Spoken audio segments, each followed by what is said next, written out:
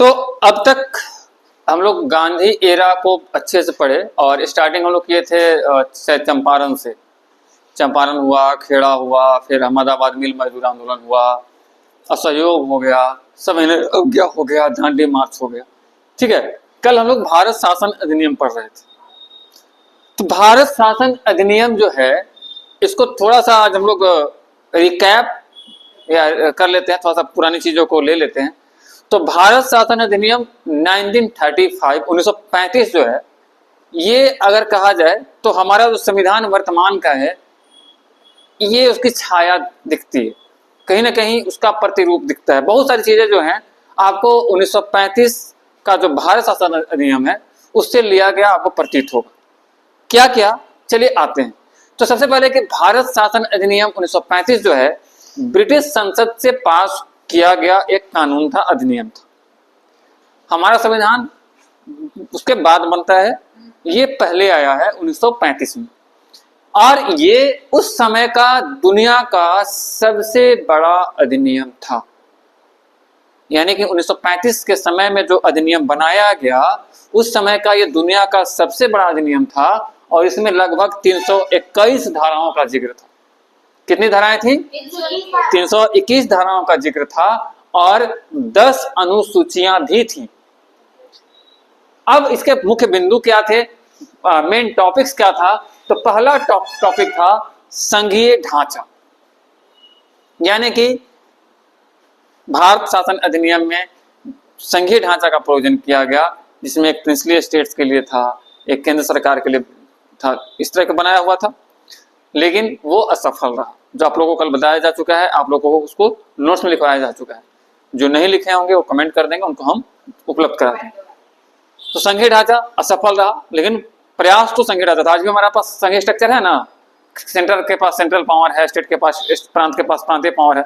तो यही ढांचा उस समय बनाने का प्रयास किया गया, हालांकि कुछ कारणों से वो उस समय असफल रहा। प्रांतीय स्वशासन, तो प्रांतीय स्वशासन उसी समय दिया गया। अच्छा, संघीय ढांचा में क्या था कि गवर्नर जनरल जो होता था वो हेड होता था। आज क्या है, प्रेसिडेंट हेड है। गवर्नर जनरल सेना प्रमुख होता था, आज प्रेसिडेंट सेना प्रमुख है। तो कहीं ना कहीं वही लिया हुआ है। संघीय ढांचा में प्रांत का प्रमुख कौन होता था? गवर्नर। आज ही प्रांत का प्रमुख कौन है? गवर्नर। तो प्रांतीय स्वशासन की बात की गई उसमें, यानी कि प्रांतों को अपना शासन चलाने की व्यवस्था दी गई। तो उसमें एक मंत्री होता था, मंत्रिमंडल होता था, अब उसका जो हेड होगा मुख्यमंत्री ही कहलाएगा। तो ये उस समय से आया। उसके बाद गवर्नर जो होता था, उसके पास विवेकापूर्ण शक्ति थी, स्वविवेकी निर्णय लेने की शक्ति थी। आज भी क्या है, जो राज्यपाल पद होता है, ये संवैधानिक पद नहीं है। इसके पास बहुत सारे पावर ऐसे हैं जो स्वविवेक से निर्णय ले सकता है, उसको कोई संविधान में आर्टिकल पढ़ने की जरूरत नहीं है। तो ये क्या है कि इसको विवेकीय शक्ति प्राप्त होती थी गवर्नर को। तीसरा है द्विसदनीय विधानमंडल, यानी कि एक था स्टेट ऑफ काउंसिल और एक फेडरल असेंबली। तो वहां पे भी दो था। आज भी आप देखिए कि हमारे यहाँ 2 सदन होते हैं। अगर विधानसभा में बात की जाए तो विधान परिषद, विधानसभा, और अगर देश स्तर पर बात की जाए तो लोकसभा और राज्यसभा। तो विधानमंडल भी हमारा मान के चलो वहीं से लिया गया। केंद्र में गवर्नर जनरल के पास अधिकार, जाहिर सी बात है। निर्वाचन व्यवस्था की गई थी। हाँ, निर्वाचन व्यवस्था में वहां ये था, उसमें किया गया था कि पृथक निर्वाचन की व्यवस्था की गई थी। महिलाओं के अलग, पुरुष के लिए अलग, मुस्लिम के लिए अलग, दलित के लिए अलग, ईसाई के लिए अलग, व्यवसायी के लिए अलग, मतलब सबके लिए अलग अलग व्यवस्थाएं की गई थी। संघीय न्यायालय, फेडरल कोर्ट का स्थापना उसी समय हुआ था। तो फेडरल कोर्ट यानी कि संघीय न्यायालय की स्थापना हुई थी 1937 में। वही बाद में जाकर सुप्रीम कोर्ट में कन्वर्ट हो गया। आरबीआई का फाउंडेशन उसी समय हुआ। एकीकृत बैंक की स्थापना की गई 1 अप्रैल 1935 को। तो ये सब चीजें थी भारत शासन अधिनियम के अंतर्गत। यानी कि अगर आप भारत शासन अधिनियम को पढ़ लेते हो तो आपको भारत का संविधान पढ़ना, भारत की पॉलिटिक्स को समझना बहुत आसान हो जाएगा, क्योंकि बहुत कुछ चीजें ऐसी हैं जो भारत शासन अधिनियम से ही लिया गया है या फिर उससे प्रेरित है। 2 चीजें होती हैं, या तो होता है कि हम उसे मोटिवेट हो गए, या फिर हम उसका कॉपी पेस्ट कर लिए। तो दोनों चीजों में आपको समानता मिलेगी। अब कॉपी पेस्ट किया गया कि मोटिवेशन लिया गया, ये तो भाई संविधान सभा के लोग ही बता सकते हैं, और उस समय तो हम थे नहीं। अब इसका प्रभाव क्या पड़ा? तो प्रभाव ये पड़ा कि कांग्रेस ने इसे बांटने वाला कानून बताया। भाई वहां पे क्या था, पृथक निर्वाचन की व्यवस्था की गई ना, तो वहां तो बंटवारा हो गया। तो कांग्रेस ने इसका अपोज किया, विरोध किया, लेकिन मुस्लिम लीग ने इसका स्वागत किया क्योंकि मुसलमानों के लिए वहां पे व्यवस्था दी गई थी। और इसके बाद होता है प्रांतीय चुनाव। तो प्रांतीय स्वायत्ता जब मिल जाती है तो 1937 में पहली बार प्रांतों में चुनाव कराए जाते हैं। जैसे आम चुनाव की बात जब आएगी तो आपको लिखना होगा 1952, लेकिन अगर प्रांतीय स्वायत्ता के बाद की चुनाव की बात की जाएगी तो चुनाव को होता है 1937 में। और उस समय कुल जो स्टेट थे, जितने स्टेट थे 11 प्रांत थे, तो 11 प्रांतों में 7 प्रांत में कांग्रेस जीतती। मद्रास जैसा बड़ा प्रांत कांग्रेस जीतता है, बिहार कांग्रेस जीतता है, उत्तर प्रदेश कांग्रेस जीतता है, सीपी मतलब यहाँ पे मध्य प्रांत और बरार से संबंधित है, तो सीपी कांग्रेस जीतता है, उड़ीसा, बॉम्बे और आसाम, ये 7 प्रांत कांग्रेस जीतते हैं। और कांग्रेस को यहां से प्रशासनिक अनुभव प्राप्त होता है। सत्ता को कैसे चलाना है यहीं से प्राप्त होता है इसको। देखिए, आप सिर्फ टॉप कर जाओगे तो टॉप पर जाना मैटर नहीं करता है, आप टॉप करके उसको लेवल मेंटेन करोगे तब आप टॉपर हो। तो कांग्रेस जो है वहां पे सत्ता में आती है और वो प्रशासन कैसे चलाना है, सत्ता को कैसे चलाना है, तो ये 37 से सीखना शुरू करती है। और यही कारण है कि कांग्रेस का भारत में कहा जाए तो एक आधिपत्यशाली प्रभुत्व रहा है। एक आधिपत्यशाली व्यवस्था में क्या होता है कि पार्टियां बहुत सारी होती हैं, लेकिन एक ही पार्टी बार बार रिटर्न करती। अगर आप आजादी के बाद भी देखें तो 84 तक, बीच में 1-2 साल को गैप कर दिया जाए तो 84 तक कांग्रेस के छोड़ के कोई नहीं दिखेगा पूरे ऑल ओवर इंडिया में, चाहे प्रांत में आ जाओ चाहे सेंट्रल में आ जाओ। 84 क्या, आप 89 तक चले जाओ, बीच में अगर गठबंधन की सरकार 1.5 साल के लिए हटा दी जाए या कम्युनिस्टों की कुछ राज्यों में सरकारों को हटा दिया जाए, तो एक आधिपत्यशाली व्यवस्था थी। और 67 तक तो एकदम एक आधिपत्यशाली व्यवस्था कही जाती है उसको, तो आपके पॉलिटिकल साइंस के चैप्टर में था 12th में जब आप थे। तो कहने का मतलब है कि यहां से कांग्रेस ने शासन को चलाना सीखा। अब आते हैं कि 1935 से 47 तक जब हम लोग पढ़ते हैं तो 1935 का सबसे पहले हो गया भारत शासन अधिनियम, एक क्लियर हो गया। उसके बाद होता है सेकेंड वर्ल्ड वॉर, द्वितीय विश्व युद्ध।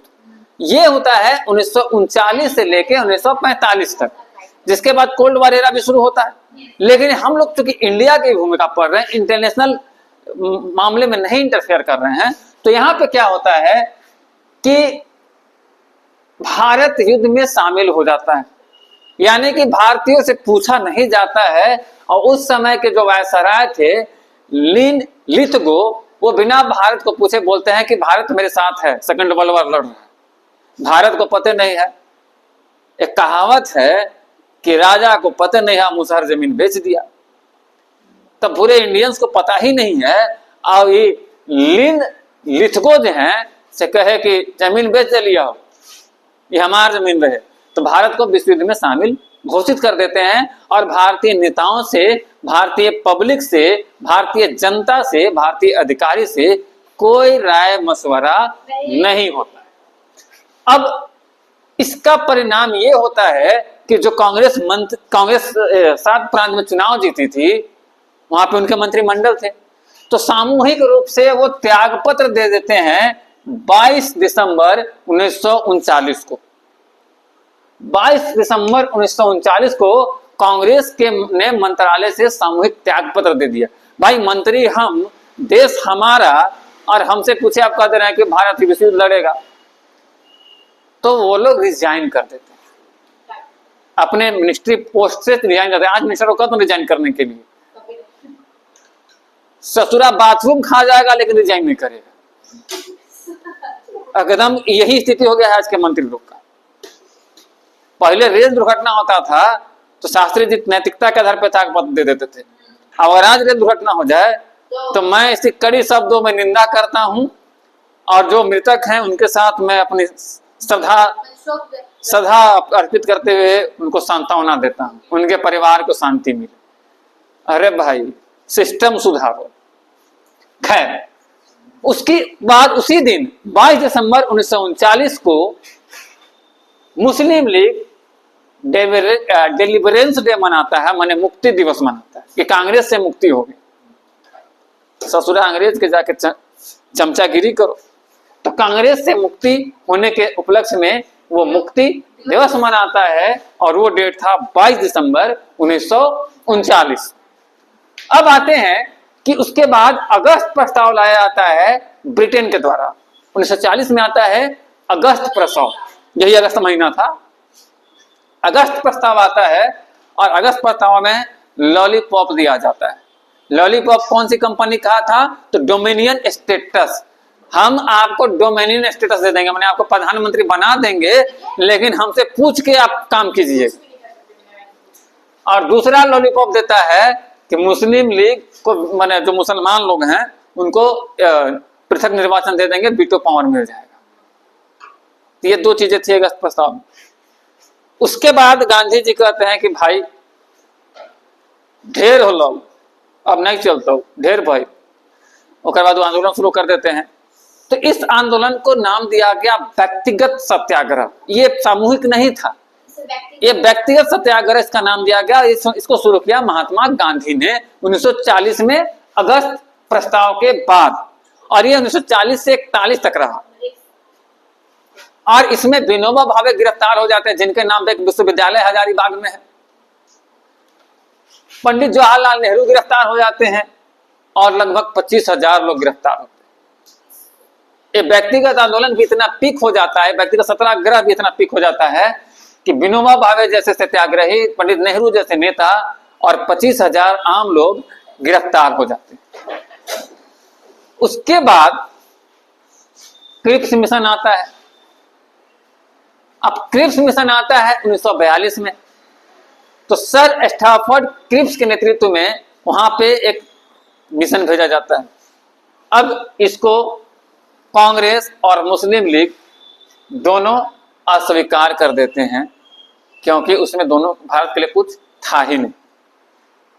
उसके बाद शुरू होता है भारत छोड़ो आंदोलन, क्वाइट इंडिया मूवमेंट, और यह शुरू होता है 8 अगस्त 1942 को। 8 अगस्त 1942 को शुरू होता है बंबई के ग्वालियर टैंक मैदान से। कहां से होता है? ग्वालियर टैंक मैदान, बंबई, और डेट था 8 अगस्त 1942। अब इसमें क्या होता है? तो गांधी, नेहरू, पटेल जैसे जो नेता थे गिरफ्तार हो जाते हैं, और इसका असर ये होता है कि ये आंदोलन पूरे देश में फैल जाता है। दरअसल आपने हमेशा ये सुना होगा कि गांधी जी ने आंदोलन को अहिंसात्मक चलाया। गांधी जी ने आंदोलन को अहिंसात्मक चलाने के चलते असहयोग आंदोलन को स्थगित कर दिया। लेकिन आपको यह भी जानना चाहिए कि गांधी ने ही कहा था करो या मरो, डू एंड डाई। तो यहाँ पे कोई अहिंसा की बात नहीं थी, यहां था कि अब कुछ नहीं हो सकता है, या तो मर जाओ या तो तर जाओ। तो गांधी जी, नेहरू जी, पटेल जी जैसे बड़े नेता अरेस्ट होते हैं, और उसका परिणाम होता है कि पूरे देश में एक क्रांति, रिवॉल्यूशन फैल जाता है, आग की तरह स्प्रेड कर जाता है, और जिसके बाद रेलवे ट्रैक को कबाड़ दिया जाता है। अब रेलवे ट्रैक कबाड़ना अहिंसा तो हो नहीं सकता है। रेलवे ट्रैक कबाड़ दी जाती है, डाक सेवा को प्रभावित कर दिया जाता है, मतलब अंग्रेजों के शासन तंत्र को तहस नहस कर दिया जाता है। इतना ही नहीं, इसके बाद भूमिगत नेता, यानी कि कुछ नेता ऐसे थे जो अंडरग्राउंड होकर काम कर रहे थे, जिनका नाम था जयप्रकाश नारायण, एक समाजवादी नेता, जिनका नाम था राम मनोहर लोहिया, समाजवादी नेता, जिनका नाम था अरुण असफ अली खान। तो कहने का मतलब है कि इन नेताओं ने अंडरग्राउंड रह के, भूमिगत रहकर बहुत सारे संगठनों का निर्माण किया, और उस संगठन के नाम से भी आंदोलन को, मूवमेंट को, क्रांति को आगे बढ़ाए।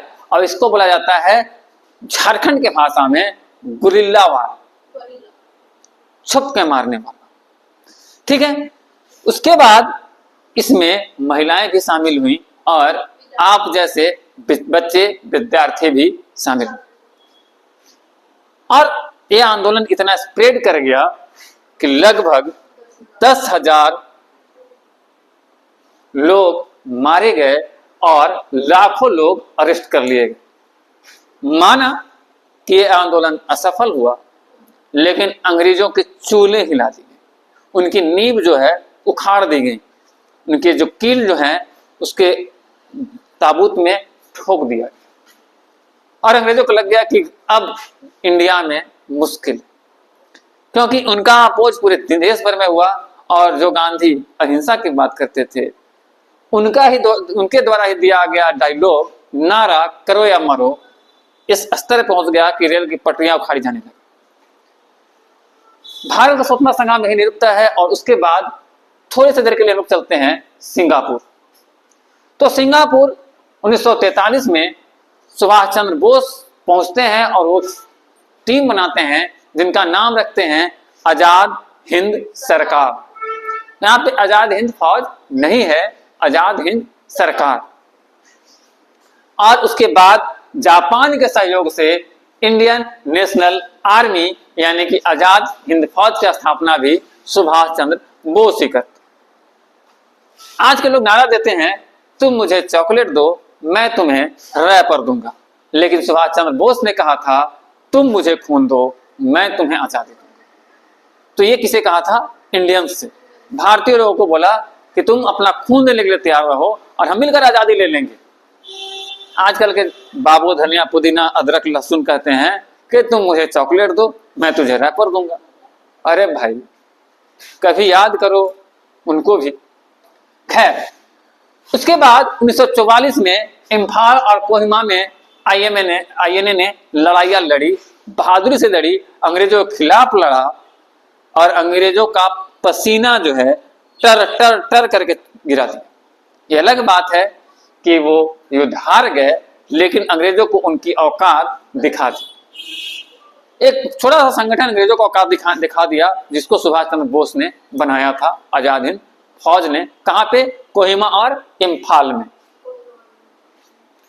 उसके बाद आईएनए पर यानी कि आजाद हिंद फौज पर ट्रायल चलाया गया, मुकदमा चलाया गया और मुकदमा चलने के कारण पूरे देश भर में देशभक्ति की लहर फैल गई, क्योंकि गरम दल के लोग जो थे ना सुभाष चंद्र बोस को, भगत सिंह को, खुदीराम बोस को आइडियल मानते थे। तो जैसे ही सुभाष चंद्र बोस के संगठन पे मुकदमा चलाया गया, उस पर कार्रवाई शुरू की गई, तो देशभक्ति की लहर जो है और बढ़ गई। उसके बाद वेवेल योजना और शिमला समझौता का प्रयास होता है 1945 में। और इसमें क्या होता है कि केंद्र में कार्यकारी परिषद की पुनर्गठन की बात की जाती है और शिमला सम्मेलन जो होता है वो जुलाई 1945 में होता है। हालांकि ये भी असफल होता है क्योंकि कांग्रेस इसको एक्सेप्ट करने के लिए तैयार नहीं थी। उसके बाद कैबिनेट मिशन योजना आती है जिसमें Lord Patrick Lawrence, Stafford Cripps और एविक अलेक्जेंडर को भेजा जाता है।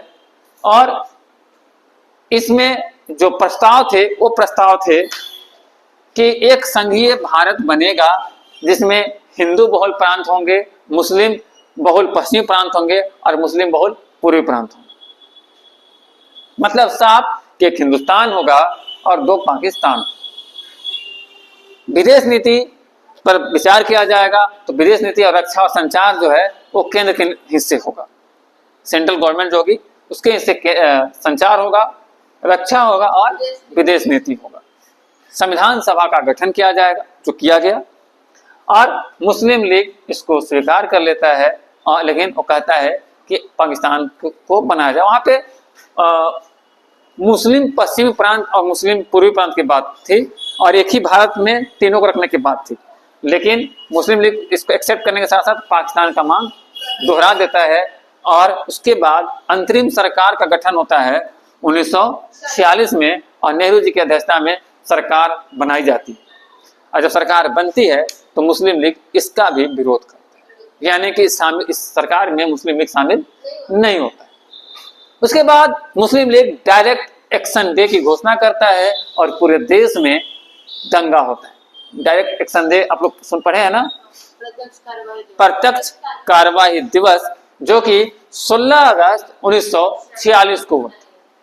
और कलकत्ता, नोआखाली, बिहार, पंजाब में भयानक दंगा होता है और लाखों लोग मारे जाते हैं और उस समय लगने लगता है कि अब तो विभाजन अनिवार्य हो गया। उसके बाद माउंटबेटन योजना 1947। तो फरवरी 1947 में ब्रिटिश सरकार घोषणा करती है कि वहां पे माउंटबेटन योजना लाई जाएगी और जून 1948 तक भारत को स्वतंत्र कर दिया जाएगा। फरवरी 1947 में घोषणा होता है, किसके द्वारा? ब्रिटेन के द्वारा, कि जून 1948 तक भारत को स्वतंत्र कर दिया जाएगा। और उसके बाद लॉर्ड माउंटबेटन को भारत का वायसराय अपॉइंट किया जाता है, नियुक्त किया जाता है। 3 जून को माउंटबेटन योजना घोषित होती है, 3 जून 1947 को माउंटबेटन योजना घोषित होती है, जिस दिन हमारे दीदी का समझ ही गए हों। उसके बाद भारत का विभाजन पे मुहर लगता है, पाकिस्तान का निर्माण पर मुहर लगता है और रियासतों को ऑप्शन दिया जाता है कि आप इंडिया में रहना चाहते हो कि पाकिस्तान में रहना चाहते हो कि स्वतंत्र रहना चाहते हो, यह डिसीजन आपका हो। कांग्रेस मजबूरी में बिना मन के इसको एक्सेप्ट कर लेती है, क्योंकि फाइनली आजादी हमें चाहिए। मुस्लिम लीग में खुशी की लहर आ जाती है, क्योंकि पाकिस्तान का निर्माण उसका हो चुका था और वो भी उसको एक्सेप्ट कर लेता है।